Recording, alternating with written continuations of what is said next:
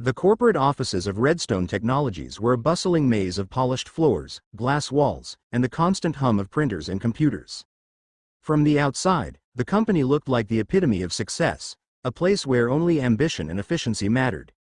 Inside, however, not everything was as it seemed. For years, the CEO, Jonathan Mercer, had run the company with precision, confident in the systems he had put in place. But despite his outward success, something gnawed at him, a curiosity, a desire to understand what truly happened behind the scenes. One Thursday morning, Jonathan made a decision that surprised even his closest assistants. He would spend the day undercover. Dressed in plain clothes, a faded hoodie, jeans, and a baseball cap pulled low over his face, he became Joe, an ordinary visitor, unrecognized by the staff who only knew him as the distant figure in glossy photographs. His plan was simple. Observe the day-to-day operations, listen to employees' stories, and see if the polished veneer of Redstone hid any cracks. He wandered the hallways, stopping to watch meetings, peek over shoulders, and even stand by the water cooler to eavesdrop on casual conversations. Some employees were friendly, others guarded, but it was the quieter moments that caught his attention. The tired smiles, the rushed steps, the way hands trembled as they typed endless reports. The office was efficient, but the human cost was palpable. Around mid-afternoon, while exploring a quieter wing of the building, Jonathan stumbled upon a door partially ajar. A supply closet he had rarely noticed. Curiosity pushed him forward. Inside, the fluorescent light flickered intermittently, casting a dim glow over shelves stacked with boxes of paper, pens, and cleaning supplies. And there, slumped against the wall, was a man in a worn janitor uniform, curled up with his arms around his knees, fast asleep. Jonathan froze. Something about the scene felt different from what he had imagined. This wasn't a typical employee who had dozed off at their desk. This man had sought refuge, a hidden corner of the office where no one would disturb him. There was a softness to his breathing, a vulnerability that pulled at Jonathan unexpectedly. For a moment, he simply watched, unsure whether to wake the man or respect his privacy. But the quiet was fragile, like a secret waiting to be discovered. Then, as if sensing someone's presence, the janitor stirred. His eyes blinked open slowly, and he looked at Jonathan with an apologetic, almost guilty smile. "I didn't mean to sleep here," the man mumbled, his voice low, tired. "It's just, sometimes there's nowhere else to go." Jonathan's instinct was to question him, to demand an explanation, but something in the man's eyes stopped him. Instead, he nodded gently, a silent acknowledgement that he understood. "I'm Joe," Jonathan said softly, using his alias. "Just passing through. You okay?" The janitor shifted uncomfortably but eventually relaxed.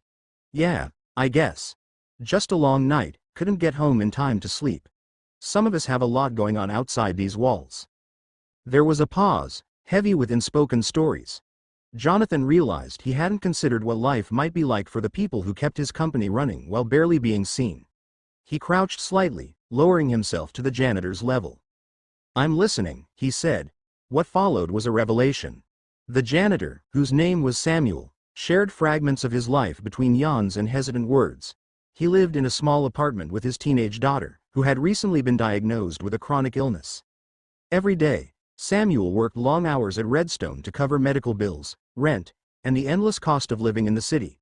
Sleep was a luxury, meals often skipped, and yet he carried on with a quiet dignity, never complaining, never asking for help. Jonathan listened, captivated. The room, once just a supply closet, had transformed into a confessional of resilience and sacrifice. Each word Samuel spoke painted a picture of a man who gave everything for someone he loved, a man who carried his burdens silently so others could flourish. As the conversation deepened, Jonathan noticed the subtle ways Samuel's coworkers treated him, or didn't. He was almost invisible, a fixture that kept the office clean, never disturbing the operations, never recognized in meetings, never celebrated in company newsletters. Yet, without Samuel, the office would falter. Desks would remain dusty, coffee machines neglected, floors slippery with spilled drinks. He was the invisible lifeblood of Redstone, and no one seemed to see him. Jonathan's thoughts churned. He had spent years evaluating numbers, growth charts, and quarterly reports, but he had never stopped to measure the heart of his company. And there it was, in a dimly lit supply closet, in the quiet sacrifice of one man. "I don't expect anyone to care," Samuel admitted, his voice small. I just do what I have to. My daughter, she needs me, and that's enough.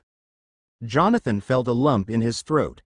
The CEO in him, the man accustomed to accolades and power, was quietly humbled by the humanity before him. He wanted to tell Samuel that he mattered, that his work was seen, that his sacrifices weren't in vain. But he hesitated, unsure if it would seem patronizing.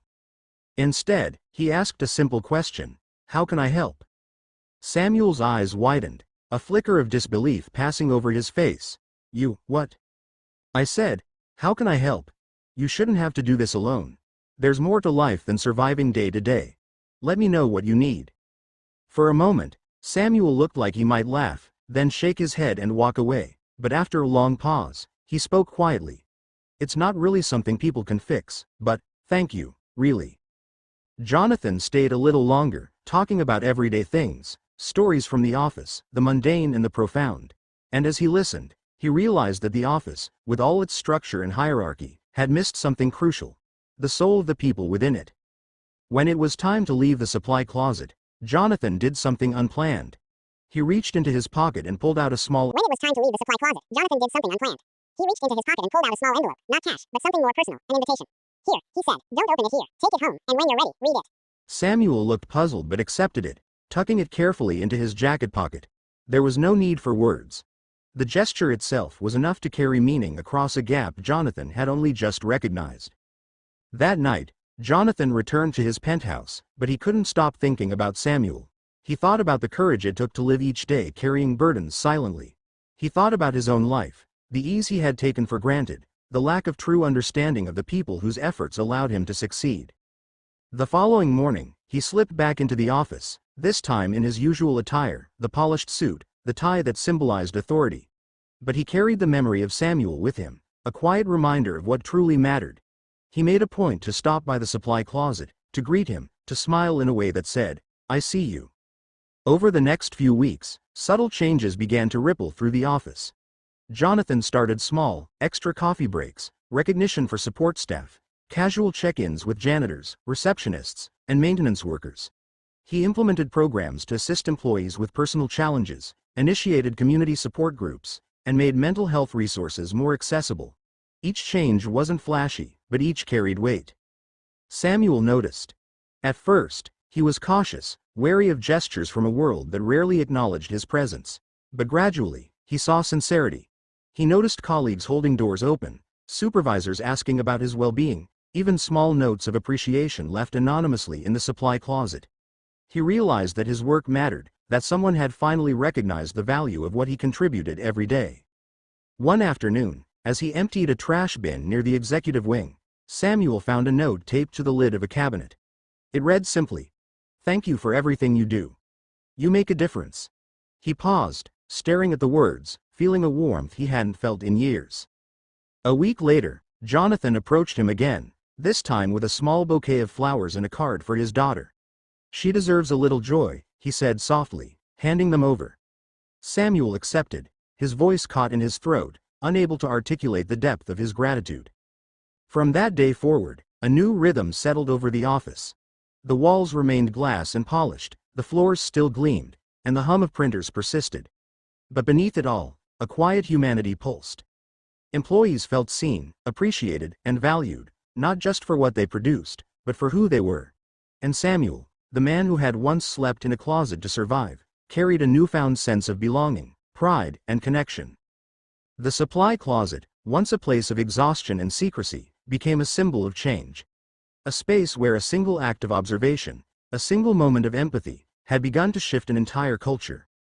Jonathan knew that he couldn't undo all the years of oversight, but he could build from this moment forward, ensuring that every person at Redstone felt the weight of their worth recognized, felt the warmth of genuine care, and knew that their quiet efforts had not gone unnoticed.